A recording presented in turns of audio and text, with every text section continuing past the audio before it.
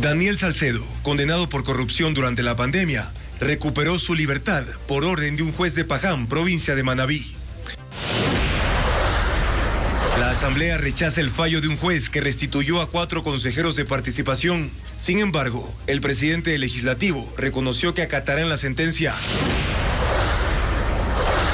En 2 procesos diferentes, la Fiscalía presentará acusación contra 14 militares por sabotaje al radar de Montecristi y contra un policía por femicidio de María Belén Bernal. La Fiscalía y la Policía ejecutan operativo para recuperar más de 64.000 litros de fertilizantes del Ministerio de Agricultura que habrían sido retenidos en una hacienda en la provincia del Guayas.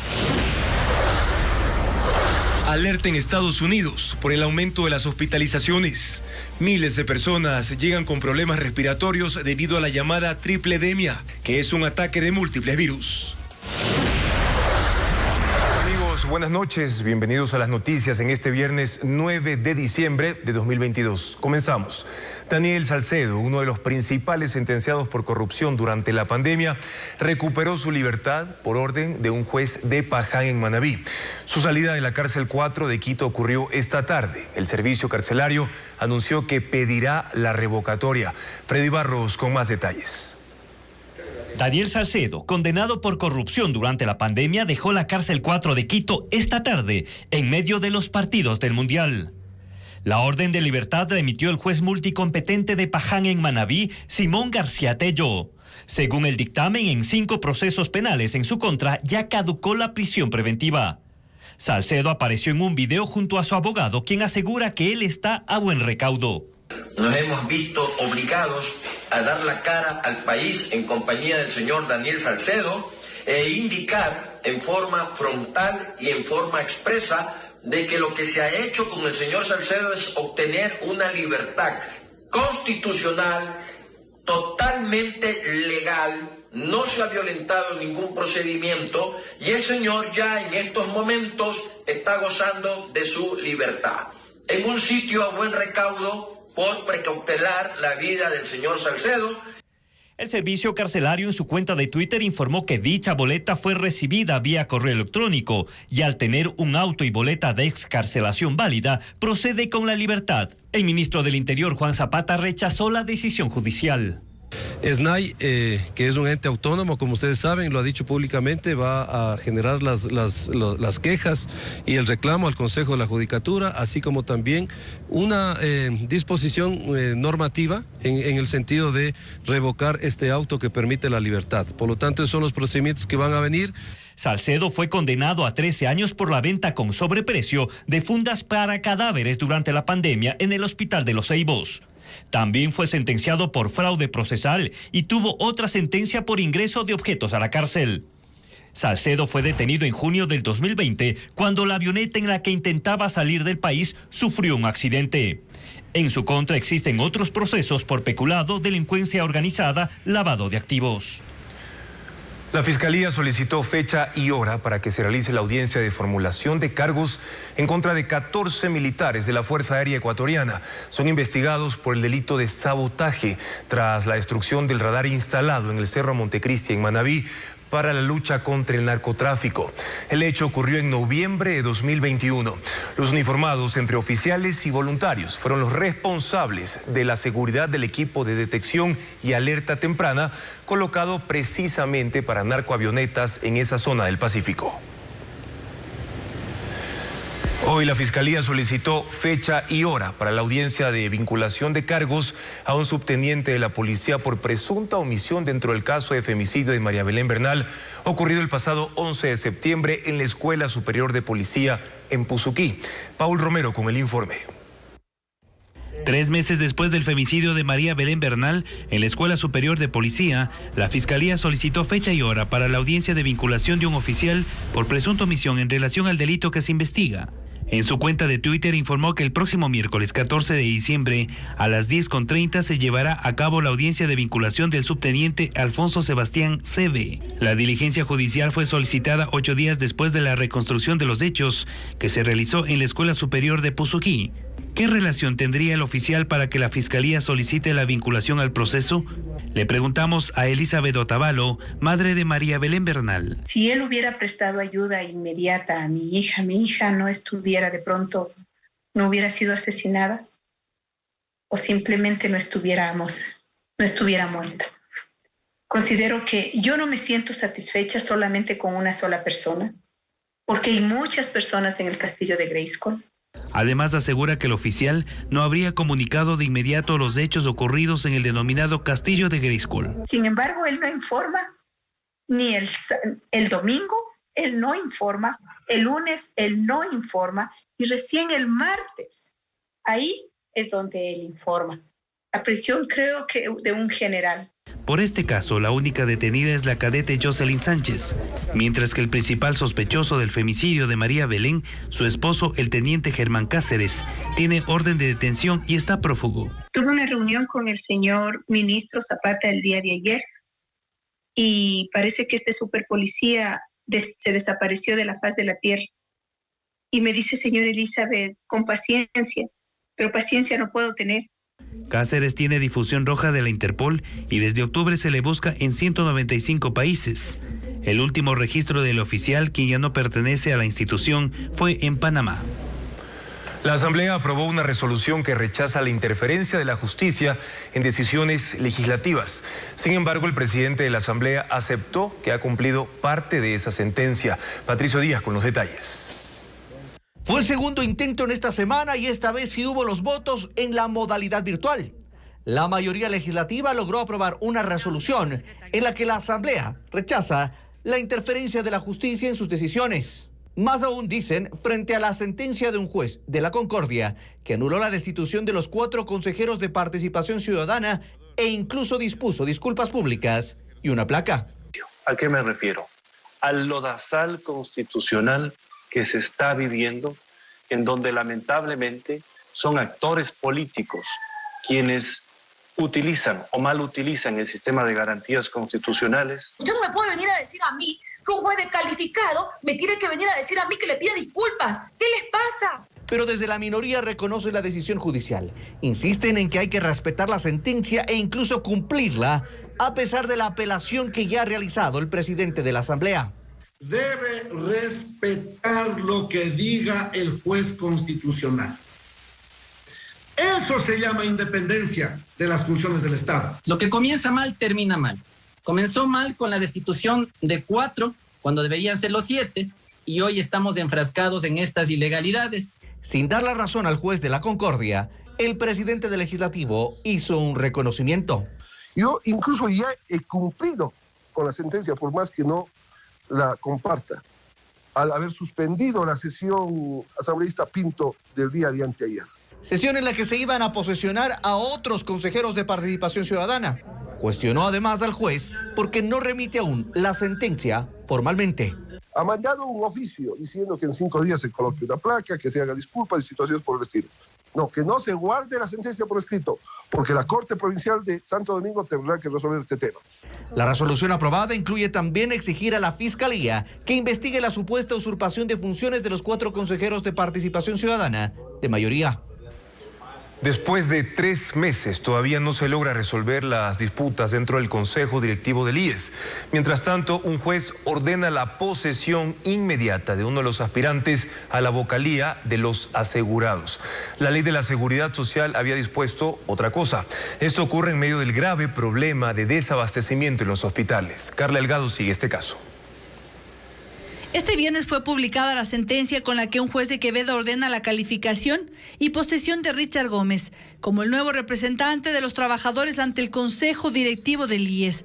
La sentencia da un plazo de 24 horas a la Superintendencia de Bancos para que lo califique.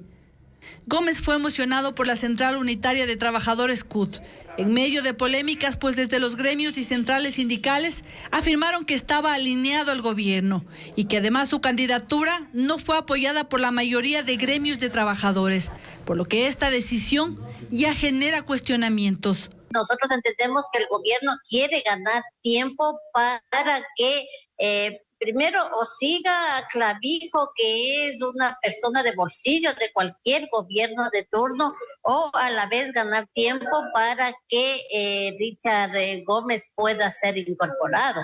Sin embargo, la situación se vuelve aún más compleja dentro del directorio, porque con las reformas a la Ley de Seguridad Social se dispuso que el vocal actual Luis Clavijo se prorrogue en funciones hasta que se designe mediante un nuevo mecanismo a los vocales de los asegurados y de los empleadores.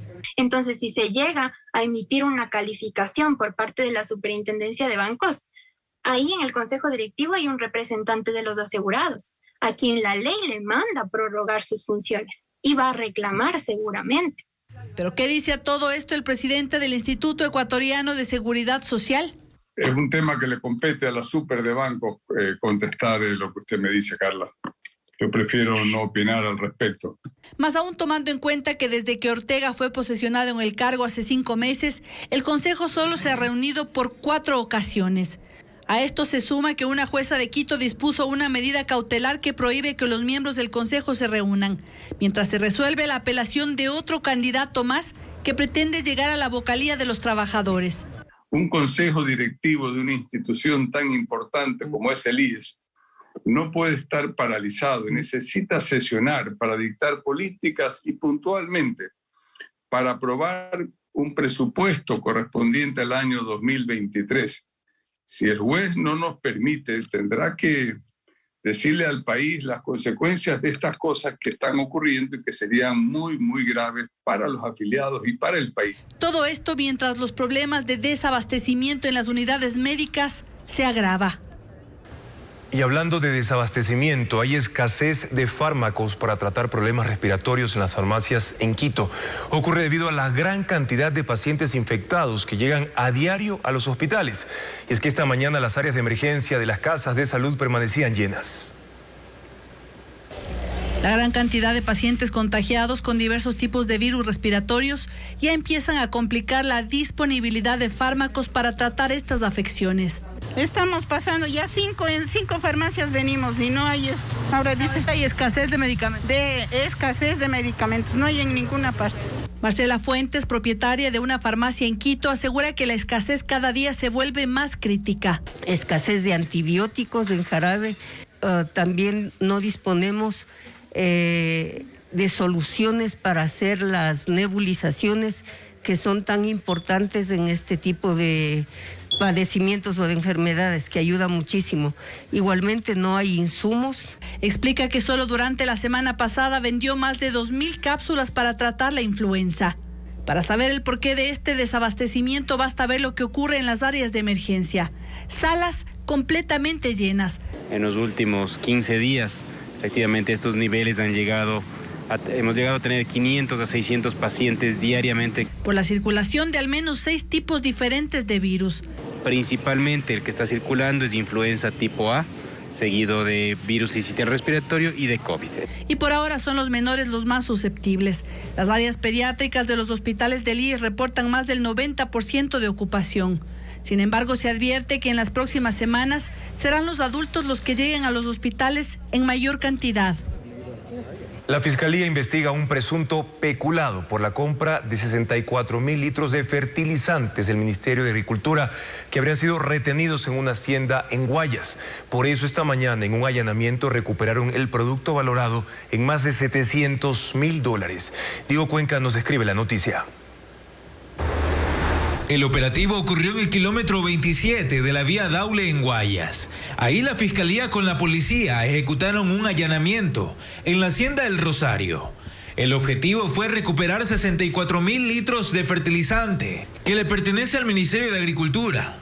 Así lo explica la abogada de la entidad. El fertilizante se compró con fondos públicos para utilizar en pro de los administrados, en pro del pueblo. Al no poder utilizarlos, el peculado radica en que se utilizó fondos públicos, pero no han sido devengados los mismos ni utilizados en pro o beneficio del administrado. El allanamiento es parte de una investigación por presunto peculado, porque el fertilizante que costó más de $700,000 y durante un año pasó en la intemperie, en ese inmueble donde está posesionada la Federación de Organizaciones Campesinas del Ecuador, cuyo dirigente Richard Intriago no habría permitido que retiren el producto. Antes, ¿por qué no se le permitió el ingreso a las autoridades que llegaron hasta acá para retirar el fertilizante? Nosotros hemos demostrado también dentro del proceso administrativo, con fotos, con documentos y en varias ocasiones, que eso es mentira. Que le hemos nosotros dado el espacio adecuado para que los funcionarios entren, han revisado, han venido de Quito, han venido de Guayaquil, o sea, realmente ha sido un sinnúmero de veces que ellos han ingresado a este predio. Los tanques con fertilizantes fueron retirados de la hacienda y ahora analizarán si el producto aún sirve para destinarlo a más de 32.000 hectáreas de pequeños y medianos productores agrícolas del país. Una primera pausa y más adelante en Televistazo el gobierno tiene un proyecto para utilizar el edificio de la UNASUR que por 3 años y medio ha permanecido abandonado en el noroccidente de Quito.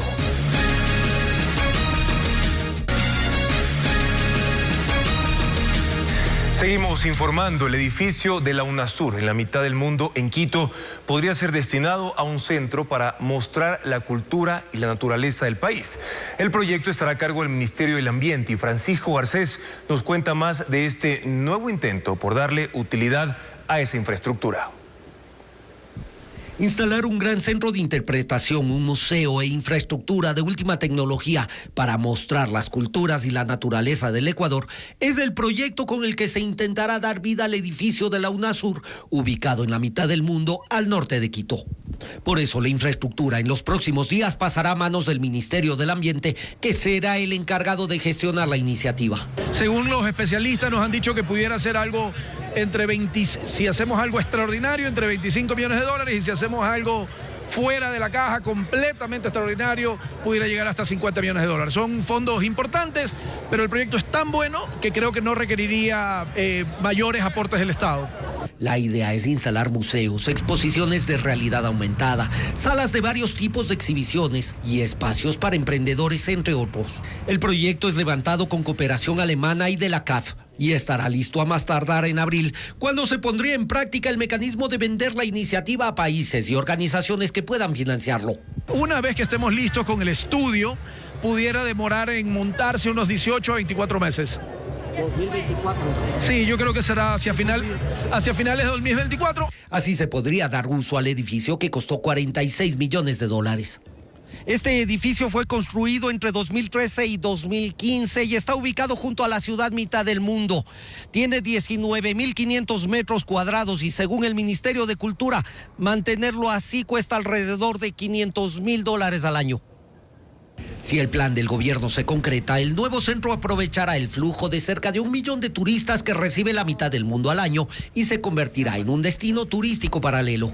Sin conocer el proyecto, los visitantes que ven el edificio abandonado coinciden en que es urgente que se le dé funcionamiento. Incluso están ya personas que de malhechores y de personas que están ya prácticamente llegando a estas áreas. Deberíamos utilizarle, qué sé yo, para un museo, para eventos, para cualquier actividad.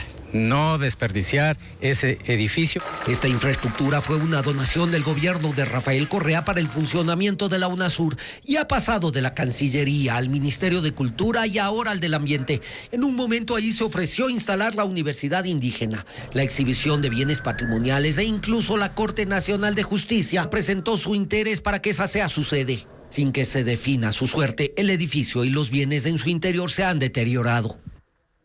Ahí acabamos de ver todas las emociones que sigue generando el Mundial de Qatar 2022. Gracias, Alejandra Proaño, por toda la información. Una ecuatoriana, les contamos ahora, murió al intentar llegar hasta los Estados Unidos en la selva conocida como Darién, que está ubicada en la frontera entre Colombia y Panamá.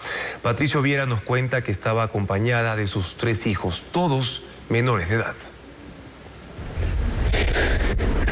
José Vega rompe en llanto al recordar cómo se enteró de la muerte de su sobrina María Cuyo, de 38 años. Ella falleció en la selva del Darién, en la frontera entre Colombia y Panamá, cuando intentaba llegar de manera ilegal a los Estados Unidos. Ahora pide ayuda a las autoridades para poder repatriar el cuerpo.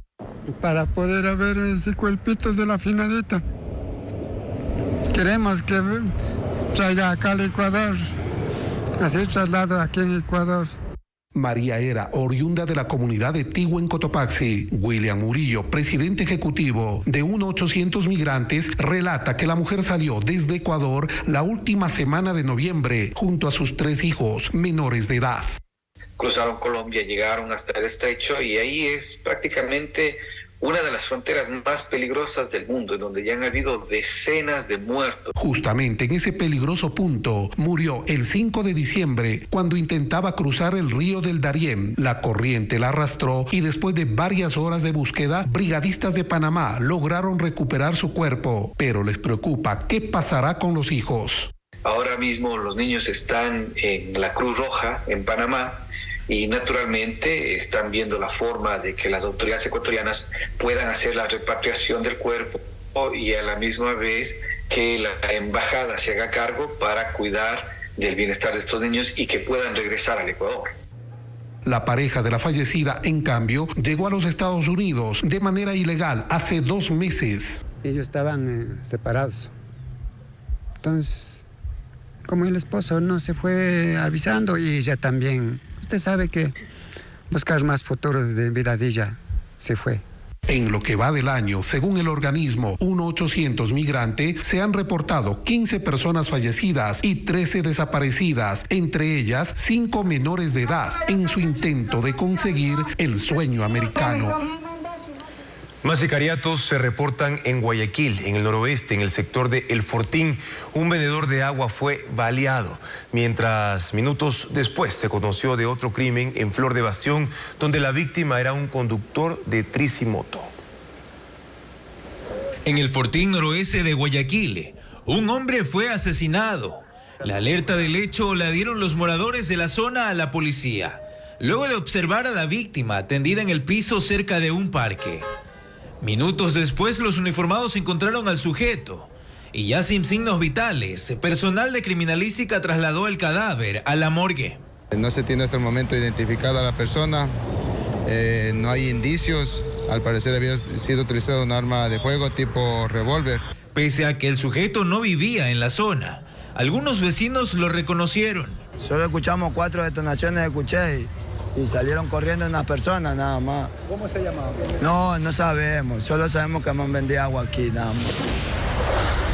Y en otro punto de la ciudad, en el sector Flor de Bastión, un sujeto que conducía una tricimoto recibió al menos 8 disparos de bala por parte de sicarios que lo interceptaron cuando este se dirigía a realizar una carrera en el noroeste de Guayaquil. Estos hechos violentos se dan a pocos días que concluye el estado de excepción en la provincia del Guayas. Hay alarma en el suburbio de Guayaquil tras la detonación de un artefacto explosivo afuera de una casa. Por fortuna no hubo heridos ni fallecidos tras este atentado y la policía ya inició las investigaciones para identificar a los responsables. Parcialmente destruida, así quedó la puerta de una vivienda ubicada en las calles B y la 29 en el suburbio de Guayaquil, tras la detonación de un artefacto explosivo. La emergencia se registró esta madrugada y aunque no hubo víctimas, causó gran susto entre los habitantes del inmueble, quienes dormían cuando sucedió el ataque. El vecino dice que un carro salió y 2 hombres corrieron para allá. Pero ahí se ve en la cámara, sí, dice, porque ahí tienen cámara. Yo no tengo ningún enemigo ni nada. Yo soy evangélica, yo todas las noches me voy aquí a mi iglesia, vengo, pero hasta aquí, gracias a Dios, no tengo ninguna cosa aquí en mi casa. La policía acudió al sitio e inició las investigaciones para dar con los responsables. Se presume que una de las causas del atentado sería el robo, ya que desde días anteriores se reportó la presencia de una banda delictiva en la zona. Y aquí al frente se querían robar uno blanco, que mi sobrino salió para allá a ver y lo tenían apuntalado. Y hasta acá lo trajeron y lo tenían con unas pistolas. Y allá se robaron otro carro, ¿cierto? Allá en esa esquina de ahí. Se llevaron un carro rojo. Las autoridades no dieron declaraciones sobre este nuevo atentado explosivo. Más noticias para ustedes a esta hora. La Asamblea negó un nuevo pedido de levantamiento de inmunidad contra el legislador Fernando Villavicencio.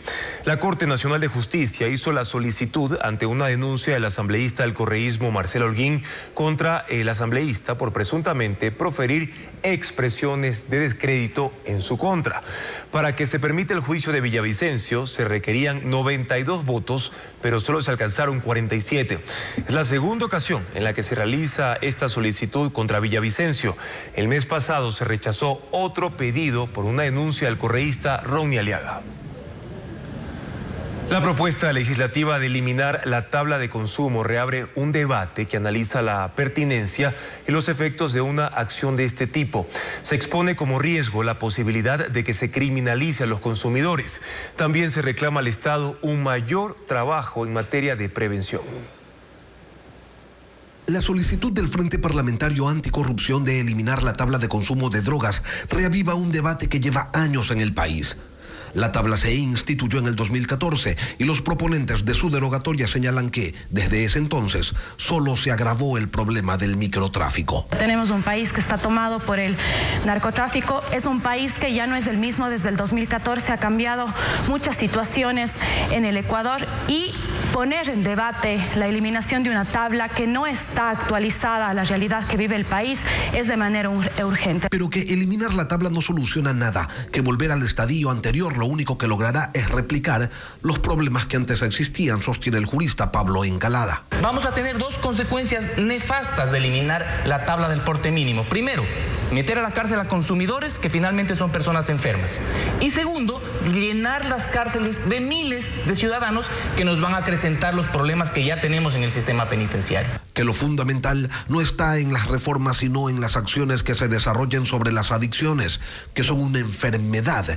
Y las enfermedades no se curan con tablas ni con cárcel. Por cada día que no desintoxicas a un chico adicto, por cada hora que pasa sin que tú le brindes la ayuda de desintoxicación, eliminando la sustancia del cuerpo para que tenga la voluntad de buscar la ayuda, nace un nuevo delincuente. Porque este joven primero va a empeñar sus cosas, luego va a robar. La discusión apenas empieza. El gobierno ofreció en tiempos de campaña la eliminación de la tabla de consumo mínimo de estupefacientes, pero hasta ahora no lo ha hecho. Y en la sociedad se genera un debate sobre su pertinencia, sobre las acciones que se deben desarrollar para abordar de manera integral el problema del microtráfico y la adicción a las drogas. El Pleno Legislativo tratará mañana en primer debate la Ley de Transformación Digital. Aunque se van a sugerir algunas observaciones, la visión es positiva sobre la propuesta inicial. Patricio Díaz siguió el tema. El primer debate de la Ley de Transformación Digital se realizará este sábado, sin diferencias profundas entre los bloques por los temas incluidos. Uno de los temas que generó inquietudes en la comisión, especialmente en cuanto al plazo, es la exoneración del impuesto a la renta por 10 años a las inversiones en generación de energías renovables no convencionales e industrialización de gas natural y asociado en Ecuador. La legisladora independiente Diana Pesantes resalta la importancia de esta propuesta. Porque son proyectos amigables con el medio ambiente.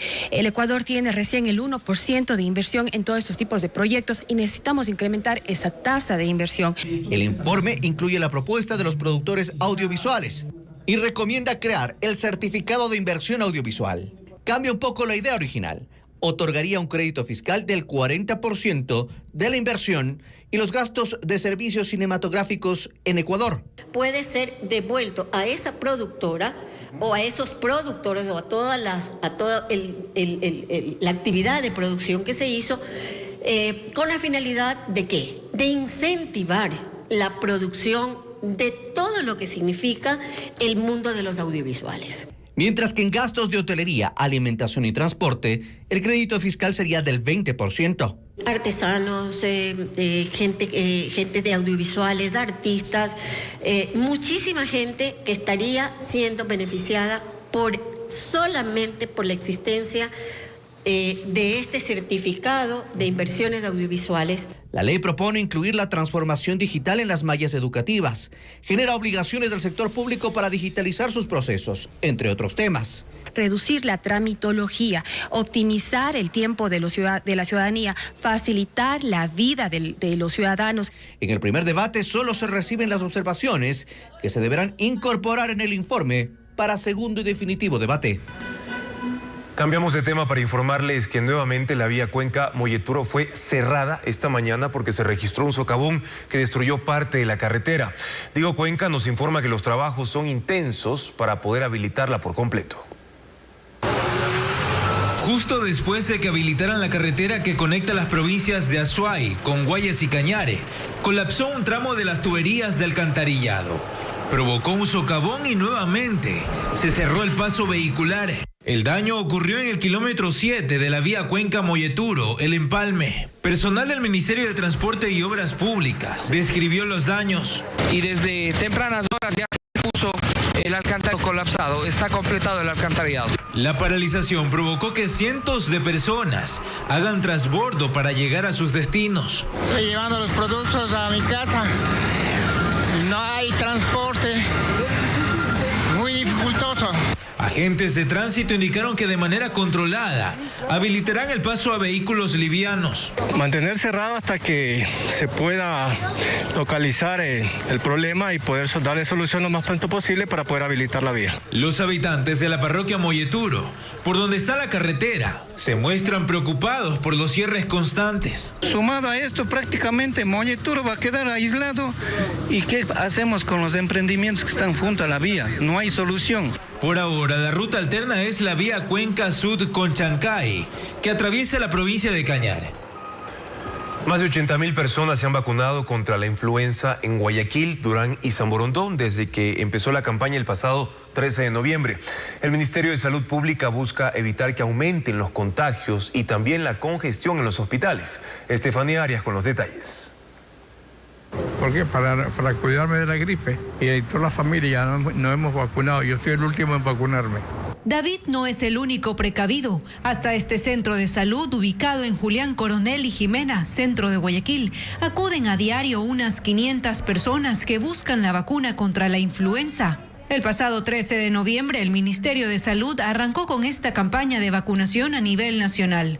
Hasta ahora, más de 82.000 personas se han inmunizado en la zona 8 que comprende Guayaquil, Durán y San Borondón. Así lo confirmó el director de vigilancia de esa entidad, Hugo Armendariz. ¿Qué cantidad la aplicamos? Aplicamos una sola dosis a partir del año de edad hacia los demás grupos etarios. Los menores de un año, de 6 meses a 11 meses, se le aplica las 2 dosis. La campaña pretende vacunar a la mayor cantidad de personas para evitar congestionamiento en los hospitales como ha sucedido en Quito. Por ello, además de los 125 centros de salud, se han conformado brigadas que recorren distintos puntos de la ciudad. Doctor, si tengo algún síntoma, dolor de cabeza, fiebre o algo que pueda decir que tengo influenza o COVID, ¿me puedo vacunar? Depende, si tiene una sintomatología respiratoria aguda, con una insuficiencia respiratoria o un cuadro febril, no es indicado vacunarse. Debe esperar que remite el cuadro, puede ser después de 1 o 2 semanas, y ahí sí acudirse a vacunar. Armendariz además hace un llamado a completar el esquema de vacunación contra el COVID. El día de hoy puedo recibir tanto la vacuna del COVID como la vacuna de la influenza. No tengo restricción en la misma. Este domingo se realizará una feria de vacunación masiva en el Parque Samanes, norte de la urbe, desde las 9 de la mañana hasta las 3 de la tarde.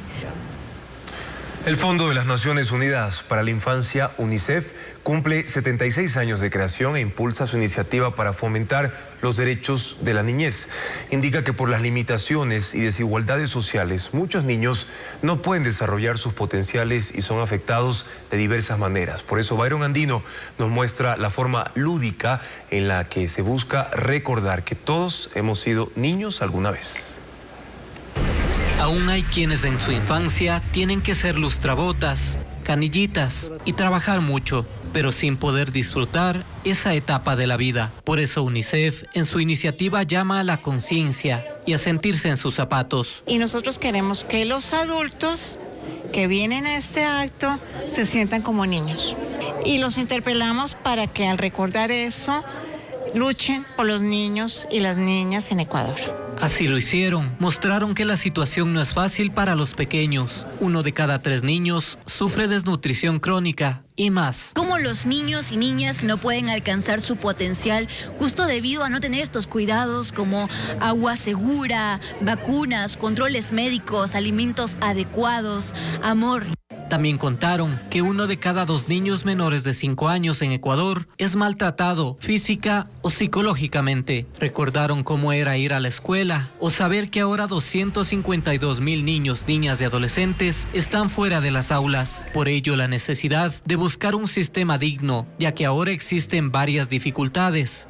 Por bullying, trabajo infantil, embarazo adolescente, pobreza o incluso, oye, ponte a pensar, el día de hoy en una época de tanta tecnología, hay muchos niños que no tienen ni siquiera conectividad o formas de conectarse a internet. Las personalidades invitadas y los ciudadanos asistentes admiten que algo se puede hacer. Y el crear oportunidades para que la niñez sea primero, para que la infancia sea una prioridad. La ayuda no solamente puede venir monetariamente, sino el apoyo, porque así podemos salir de todo esto juntos. Recordar que se necesita cumplir con esos derechos, porque todos hemos sido niños alguna vez, pero no todos han podido disfrutar esa etapa de la misma manera. Excelente iniciativa en favor de la niñez. Se llevará a cabo la 4ª edición del Navitón en beneficio de personas con discapacidad de escasos recursos económicos. Se trata de un concierto artístico de 6 horas con la participación de cantantes nacionales e internacionales mañana en Quito. Sabía que mi vida había cambiado, pero debía seguir adelante. Son historias de personas quienes han sobrellevado una difícil situación por una discapacidad. Ningún doctor se explica cómo ella logró y cómo ella logra manejar también su prótesis. Gracias a la Fundación 100 Pies lograron obtener una prótesis. En esta Navidad unieron talento nacional e internacional en un concierto que durará 6 horas. Bueno, nacionales tenemos como a Caimara, tenemos La Morenita, tenemos al grupo de Azabache, la escuela de Azabache, pero también fuera del país tenemos a Yuri Toro, que está como Yuto en este momento, que es integrante del grupo Nietzsche y ahora está como solista. También tenemos de México al Capi. Fue la mejor opción ponerle ya una prótesis para que ella pueda caminar. Es la 4ª edición del Navitón 2022. El objetivo es brindar una Navidad diferente a 350 personas con discapacidad de bajos recursos. La entrada al show no tiene costo. Es tu aportación voluntaria. Por ejemplo, tú quieres ir a ver el concierto, pero tu donación va a ser 1 libra de arroz, 1 libra de azúcar, un juguete, una ropa que tengas en buen estado. Diana Armijos es la directora de la Fundación 100 Pies. Ella ha trabajado durante estos años por esta causa porque ella vivió lo mismo. Tuvo una amputación en su pierna por un cáncer de huesos.